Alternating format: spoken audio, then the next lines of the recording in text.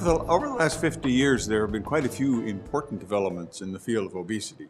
I think the first one would probably be the introduction of behavioral modification or lifestyle changes, which began about 1962 or 63 and grew into a major pillar of the treatment modalities for obesity today.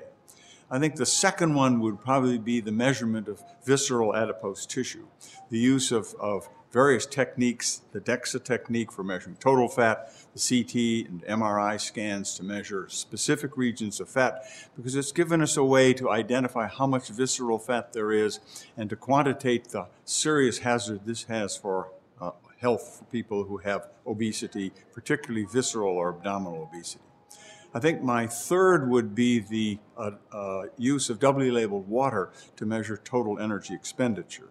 When that came along, it allowed us to identify the errors we make when we take food records versus actual energy requirements for people in their real living situation. So it's been a very important addition to our tools.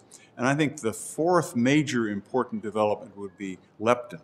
That showed that there's a molecular basis for some kinds of obesity and open up our understanding of the whole field for controlling food intake involving neuropeptide Y and agouti-related peptide protein and a whole variety of central mechanisms that are so important for feeding regulation.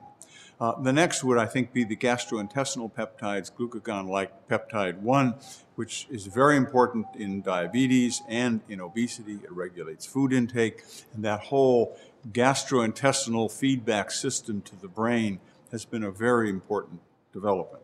And finally, I would suggest that some of the information we've gotten about the intake of sugar-sweetened beverages, particularly fructose ones, has been very important. It's shown how we have something that we can really work with and reduce the intake and thus reduce abdominal obesity, total obesity, and our fat problem.